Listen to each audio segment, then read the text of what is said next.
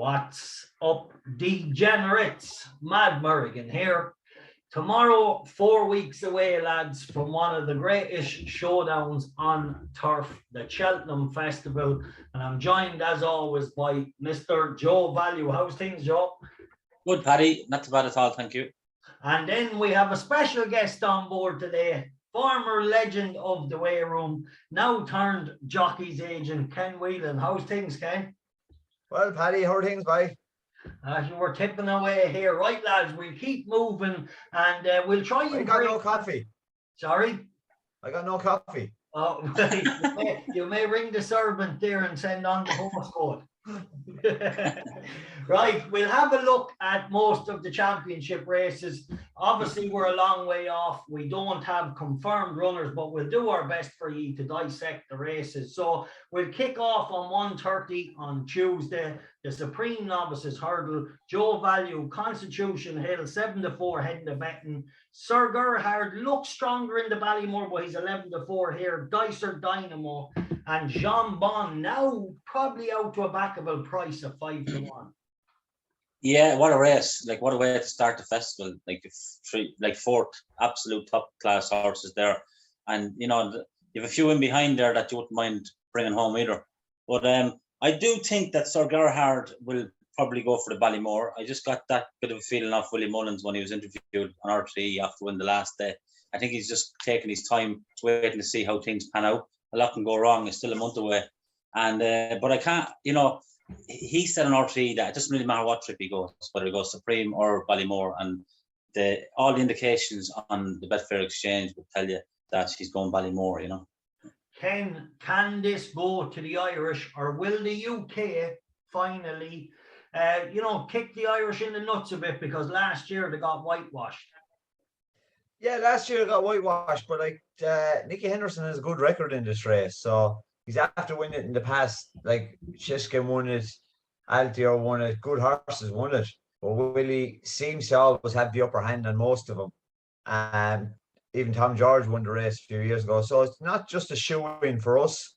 If the English are going to get on the table, the trainers' table, much this year, this could be one of their biggest chances. Yeah, looks a very strong race. I have to say, just looking at the markets now, I know most of the anti-post markets have been wiped away, and it's a lot of non-runner no bet. And I just seen Jonbon at 5-1 each way could be a bet.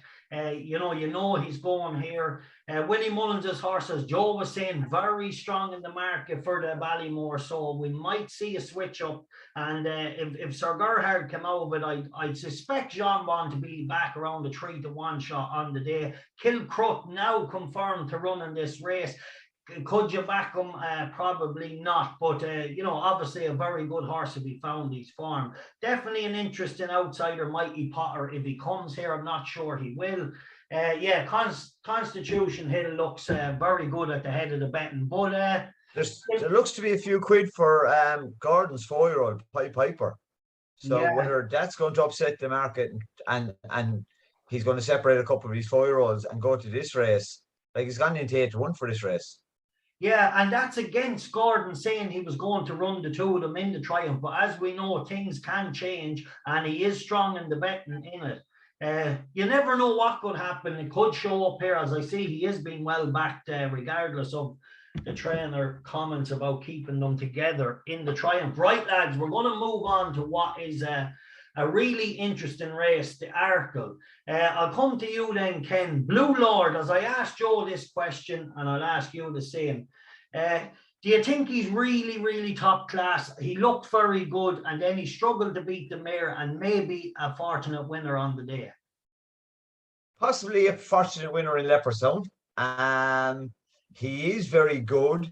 You go to Cheltenham and take on a Willie horse after winning Grade 1s and both codes. You're opening the door for yourself.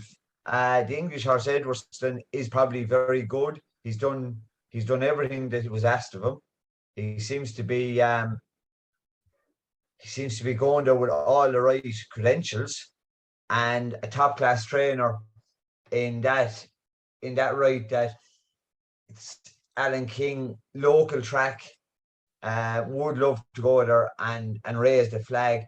I just love Irish horses going there for these races, because you go to England and they're running and they're crying and whinging there for a long time. Last year, Ireland had so many winners. You went to Leopardstown last week, and I was speaking to an agent in England. He said, "Have you many runners Sunday?" I said, "There's not a big field. There's plenty of great races. We've 116 runners in total." And he said, "There's not that in 2 meetings in England."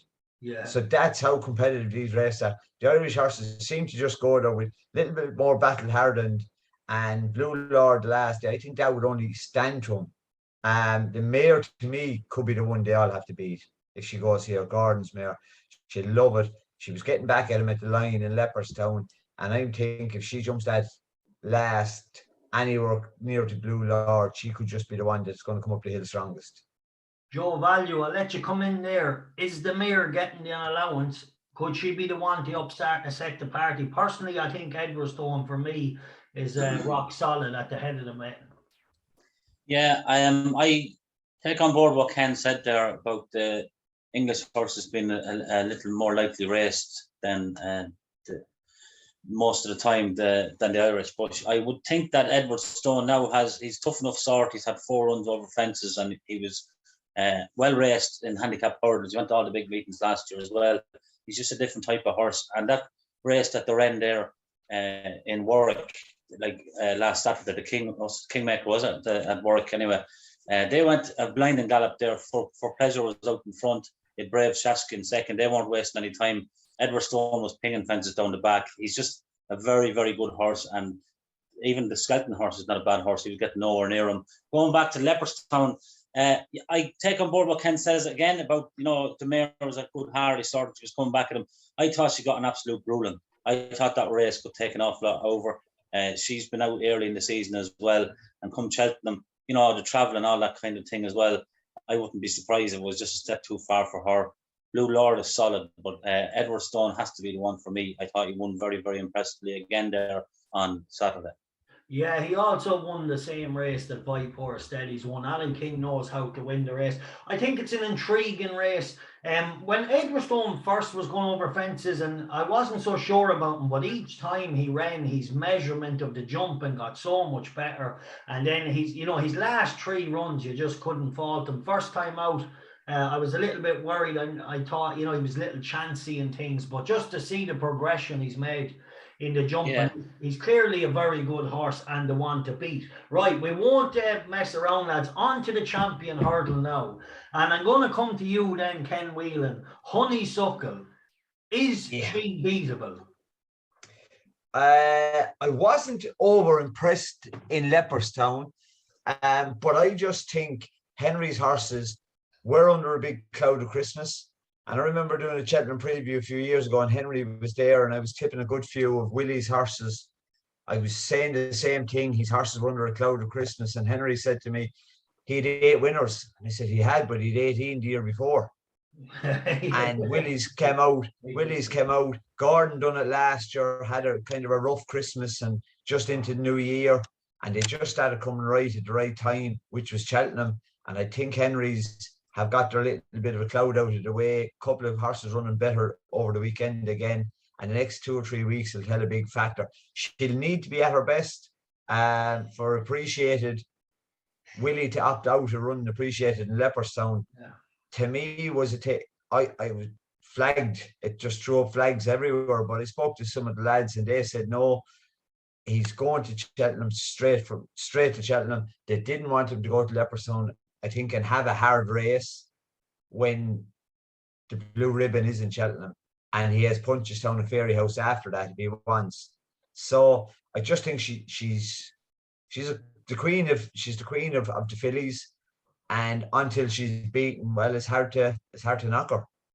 Joe Value, pick it up from there. Can Appreciated trouble this great mare? Well, the way the boys are talking, you'd say he could, and he was hugely impressive, obviously, in Supreme. I won't be taking her on. I'm going over to Cheltenham, and one of the bonuses has been over there. You can go to parade ring when these champions are coming in after the race, and you're going to have to be there good and ready early to get a good vantage point. But that'll be my plan anyway, and I hope she wins for racing. She's spectacular. I never backed Frankel in his life. I never backed her. She's always too short, but you still love to see them winning because they're great for racing. Yeah, definitely interesting. Look, obviously she's phenomenal to watch. The way she quickens up a good bit from home and sustains the gallop. I know she can look a little vulnerable later on, but she's putting the race to bed a mile out. I'm going to just say one thing. I was up late last night watching the Supreme Novice last year, and when they jumped off, I was just watching the replay, and I was like, "Fuck, this is a bad this is a terrible race." I was going through all the horses in it, like Blue Lord, fair enough, a decent hurdler, but not the real top hurdler. Ballyadam, very disappointing since. And I was saying, geez, this is a terrible race. And then when I watched Appreciate come up the hill, I was like, okay, I get it. The horse is a jet. But, when I was looking at all the horses in the races, they're not real top notchers, but I suppose, if taking away Honeysuckle, the one with the best form would probably be the winner 2 years ago, Epitante. And she went well there when she was third last year in the champion hurdle. She wasn't right last year, as we know. They think she's back to her best. She might be a solid place bet or a solid bet without the front two in the market or something like that. Yeah, it's looking likely. I just want to finish off that point I was making on Appreciate. Right. When I dug through the race, I was like, geez, it's not a top-notch Supreme. But then when he came up the hill, I was like, okay, this is a jet. And I'm going to go out on a sword here, and I think if Willie has him back on song, he's going to give her some run for his money. There's no doubt about it, the £7 or not. I've never seen a horse come up the Cheltenham Hill as idle and as fast as he did in the Supreme. Whatever was behind him, he was a mile clear. Right, lads, we won't waste our time there, so we're going to move on. I'm just going to give a quick mention to the National Hunt Chase. We won't get through all the races on this one, lads, as we're far out from Cheltenham, but we will focus on a few we like. Right, Slatty here definitely has been impressive this season. He heads the betting. An interesting horse for me in here, Joe Value. I'll come to you quick. Fakir Dulan, only a 7-year-old. I get the feeling he needs to be ridden a little bit different. He idles close to the line. I think he'd be a nice horse, maybe delaying his challenge a small bit more, and could be very progressive. Could be. I like Vanilla or Gavin Cromwell's ran okay in this last time. Obviously won at the Cheltenham Festival last year, and I think that's his big day. Cheltenham is his big day. He might get blinkers first time. He's a 4 mile, bit better ground might spark him into life. And there's a classy horse on his day. He stays forever, and he'll do for me at about 12 to 1 and 14 to 1. Ken, I'll let you jump in there. Vanilla, one of your jockeys has won on him. What do you think? Yeah, he thinks he's as he said, Joe said there, he's very good. He's a great winner over hurdles. He's going into this chase with plenty of experience under his belt. Looks like he labours a lot in the air in top-notch novice company there, and the step up to the National Hunt Chase distance will definitely play into his favour. Just Willie has plenty of them novices they're after winning all year, and you can be sure he'll be targeting one of them for Patrick to get on the board good and early. So we have a big strong hand in it. Do you rule out the English horses altogether? It's very hard. Neil Mulholland is a horse there, Lord Accord. He's a 139 rated horse. Is that good enough to beat the likes of Vanilla or Willie's? I would hope that he's probably not. But I love these National Hunt Chases that you can go and sit down and say, what's Jamie Codd riding? What's Derek O'Connor riding? What's Patrick Mullins riding? And a lot of the time, the English amateurs are amateurs. And if the boys have a few pounds to make up, they're definitely worth it in the saddle. So I'm kind of following jockeys in this race rather than the horse, unless he's a big standout. Yeah, definitely a good angle. Look, the amateur jockeys, it's not a secret anymore. They're top class professionals. Only their title says they're an amateur. Right, lads, we're going to move on to the Ballymore. Interesting race, Joe Value. I'm going to come to you. So we see Sir Gerhard really strengthening up here. Journey with me, I have to say, after watching him the other day, he's still a 4 to 1 shot. I couldn't have him. I think he needs to step up and trip again. I might be wrong, but he just looked to me like a bit of a relentless galloper the other day. Ginto, definitely interesting if he comes here. I agree with you about Journey with me. I was rather unimpressed with Nace. Just as you say, an out-and-out galloper, And if Sir Gerhard goes here, which I have a strong enough feeling he will, I think he'll lap them. Ken Whelan, what are you thinking? Journey with me, would you give him any chance here, Ken? Well, I know the talk from the Henry yard was this is as good a horse as he's trained. And before he went to Leopardstown, this was one of his biggest fancies. Most horses looking forward to all year. Came out in Leopardstown at Christmas when personally I think Henry's horses were under a cloud and bolted up and done the same again the weekend. Probably not to a cracking field, but horses with plenty of shout in those type of races. So I'm going to go that Henry's horses will be back in song at that stage, and Journey with Me could be just Henry's first winner of the week. Right, good. There's good words coming for Journey with Me. Right, I'm going to give a mention to two of the UK horses because I think they deserve a mention. Stage Star, done nothing wrong, does look more of a chaser of the future, and Walking on Air, very impressive on debut. Maybe if you were looking for me to take on the Irish horses, they mightn't be a bad start each way at around 8 and 7, 8, 9 to 1, whatever you could get. It's not a race I do have a really strong opinion on, to be honest. I found it hard enough to weigh up, but I do think if Sir Gerhard runs, he'll go off a short favourite. And Ginto might step up to the Albert Bartlett. But I think Walking on Air is a dark horse in here. Right, lads, we're going to move on to what is a whopping chase if these turn up here. We have Galopin des Champs. Bob Olinger more likely, well, I don't know, but entered in the turners as well. Bravemansgame. For me the other day, very good performance. He beat the right horse, Pat's Fancy on an upward curve, gave him the weight, made a mistake 4 out, still never looked vulnerable. Joe Value, what do you think here? Is Galopin a monster? Yeah, well, he does look it, doesn't he? Fabulous race between two top class horses. I wouldn't be opposing Galopin, to be fair. He's just what he's doing over fences this year seems to be extraordinary, really. And he wasn't, he won the Martin Pipe last year at Cheltenham Festival as well. So there's no real doubt about travelling over and like that. And he just could be an incredible horse. Well, a very, very, very, very good horse. So I wouldn't be taking him on. Bravemans will give him all he wants, but I suppose such a great jumper and gallops on strongly there. But I just, I give the edge to Galopin.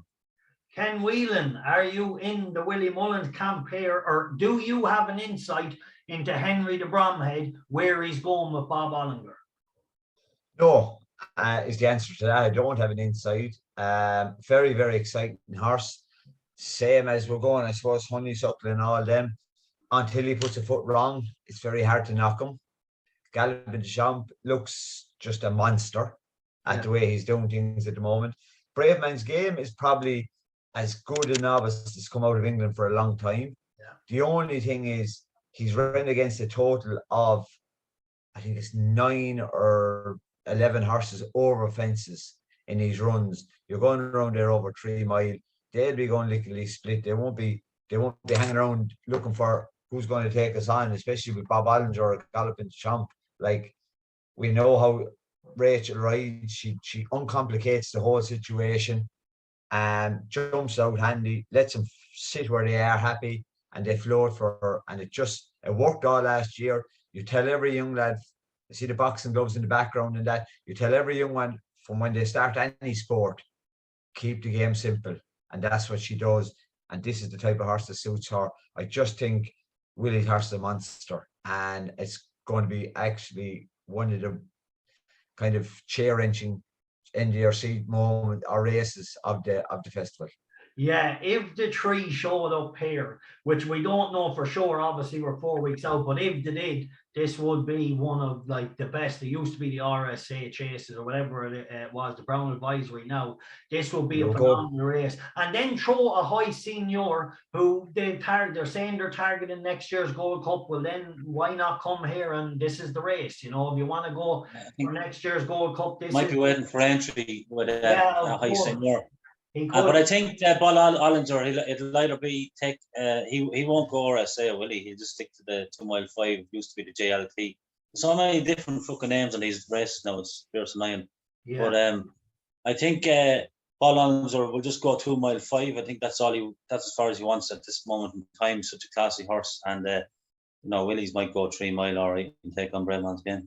Yeah, no, I think that's the most likely scenario, definitely. But look, just finishing off a high senior, obviously Bravemansgame was too established for him in Kempton. A little bit more know-how, beat him well. Bravemans, a high senior, definitely a really nice horse. But for me, I just think not this year, maybe next year. He could be. I always had him down as a very good horse, but more of a Welsh national horse or something like that, But anyway, we're not going to dwell there. Galopin de Champs is a monster. Jumped a little bit out of Paul's hands more than he'd like in Leopardstown, but I'm sure they've loads of time to get him to pop an old fence. Right, Shishkin, lads, and Energumene. We have a clash on again, and now throw in the old tractor Shacom, who looked like a Ferrari again the other day. So, look. Is it completely a match again? I'll come to you, Ken Whelan, because me and Joe have discussed this in good detail. Could Energumene ever beat Shishkin? Well, I think if Shishkin, on what I've seen so far, if Shishkin's within 5 lengths of Energumene turning into the straight, he'll beat him 5 lengths. Yeah. Because he done everything wrong. He done everything wrong the last day. He jumped right. Or he jumped left, sorry. He missed the last. The other, Willie's horse was just foot perfect, awesome for Paul. He got the run of the race and still couldn't get to the line quick enough. And I don't think he can reverse the placings. I don't know what plan Willie and Paul will come up with, but I just can't see him. If he's within 5 lengths of him turning in, I can't see him getting to the line before him, unless the old horse comes back and throws up something. Shishkin looks like the Altior of the time, and a couple of them that were lazy and hit flat patches, and you've said they're bet, and all of a sudden they're back winning easy again. It's very hard to see what's going to beat him. I totally agree, Joe. We've discussed this in great detail. Look, and in Cheltenham, you're going to get Paul Townshend gave his horse a peach, and he didn't go overly quick either. In Cheltenham, they're going to go harder in front of him, and I think he's going to, as Ken summed it up, perfect. If he's within striking distance, he'll blow him clean out of the water. That's what I feel. Joe Value, quick word, because we need to move on and try and get through the last couple of days. Yeah, no, I just hope Shishkin wins, obviously. Big fan of the horse. Let's get it on, as I said. Right, Ken, just to you, Ken, on your own here. Quick word on Tiger Roll. Does he go again for the cross country? Is all systems go, and been a good one for ye? Yeah, I'd say definitely he'll go for the cross country. There was clips of him up there 2 weeks ago when they were over the runners. They brought him over, and he schooled around the course. Look, they have to beat him. He doesn't have to beat too many of them now. Indo was on yesterday saying that they're after getting the new French recruit, the new champion hunter chaser or cross country horse over there. He said he'll need a prep run before he goes. Those French horses, it's not that long ago he ran. Whether he'll need, I can't think of his name again now. I don't think he'll need a run if he goes there, but I would love to see Tiger Roy win again. Pengrade was the horse's name, the French horse. Indo, I think, has him now. So I see Easyland has gone to England to Nicky. Yeah, he went over hurdles the other day with John Joe, was it? Was it John Joe has him now? Yeah, I think so. He was so good the first few times he won. The lad that was riding him, when the French lads went to fall off him, and he still won both days. He was very good. But if Pengrade is as good as his form says from France, Tiger Roy will have it all to beat him. But I just think Tiger Roy last year, it was all thrown up in the air with preparation. Was unbelievable. With preparation and the whole works, and then to come out and do what he done was massive. So I hope Tiger Roy wins it, because he's one of those little people's champions. But time will tell us. Yeah, definitely. Last year was magic to watch. Right, we're moving on. So my banker of the meeting comes into Turner's Chase. Obviously, Bog Olinger heads the betting here. Galopin hopefully will go for the 3 mile. And then a lot of the others around this horse in the betting, I've backed them each way at 9-1. Laham Press, he's as short now as 5-1 in places and can still be a backed. And I just think he's the each way bet at the festival because most of the horses around them in the market aren't even going to show up in the race. So Joe Value, I'll come to you. You have Galopin Sec is there at head in the betting, likely not to go. Blue Lord, likely not to go. A horse you like is in here, Jungle Boogie. But for me, Laham Press, you know, I'm on him at 9, so I'm sitting pretty now. But at 5-1, I think he's still a cracking each way bet. Yeah, he could be a bet to nothing. Yeah, he was very impressive there, Sandown, wasn't he? In his last start, seems to be just progressing away there big time. He's beaten up the best in England, but obviously has to go and take on one of the best in Ireland now, Bob Olinger. So, you know, you have a shot at him, but it'll be interesting. Yeah, it's definitely interesting. Ken Whelan, are you familiar with the Laham plays? Not really, no. I just, if Bob Olinger goes for this, I think Laham place will be put back in his place. Yeah. Very quickly now if Henry decides to go. I'm a great believer when you come to these big festivals in following form yards, and every year turns out the same. You very rarely see a lad out of the blue and have a winner. It's form yards. And Henrys are not in form at the moment. But I just have this thing in my head from Willie a couple of years ago, Gordon last year. And I just think Willie, and all yards get a cloud over him at some stage. And Henry's cloud is just on the way. It's gone by, the wind is blowing down that way and blowing it away. And I think Henry just could explode with a lot of stuff here. To find something with value, like you have Gavin Cromwell's horse, Gabby Nacko, does he jump well enough for around here? I think so, because you can hit one and get away with it around the English tracks, as you know from riding there yourself, where you can't really hit him here and get away with it. Gavin has a great record in Cheltenham. He's going there. Horse has form. He has grade 1 form. He might be something for a bit of value, but I would be a Bob Olinger fan if he went for this race, definitely. Like, I know you're tipping in English, and I hope they don't win any race. Yeah, well, look, this Laham Press is coming from a stable having its best year ever by a mile. And there's one, look, he was very good the last day. He jumped a little to his left in Sandown and he smashed the field, albeit a lot of them bet themselves. And a very confident young rider in Charlie Dyche. She's just improved all year with the winners. From the start of the season, from the first start of the season to now, a different jockey. Yeah, he's definitely. He used to be going along there a bit loose, and you see him the last couple of weeks. I've watched him a good bit, and he's just confidence. I think is the key to a lot of this, as you know yourself, and it's something that I think he's going to thrive at this festival. Yeah, I'm going to be bold here, and I think Laham Press can take down the mighty challenge of the likes of a Bob Olinger. I just love the horse, and the reason I love him is he gave weight to a really good mare, the Glancing Queen, and he just absolutely went away from her like a motorbike up the Cheltenham Hill. So he has form around the track. Form is a big thing. He's an efficient jumper, and I think for me, I'm just going with him. I just love him. I think at 5-1, he's still at the each way bet of the meeting for me. And I know Bob Olinger is brilliant, but Bob Olinger is a tad more slower over his fences than this lad. And if he could make up 2 or 3 lengths throughout the race with that, he's already a good horse, lads. I don't know if you watched him the other day coming up the hill. He's just like a motorbike. Right, anyway, we have to move just on. Funny there. Sorry, Paddy.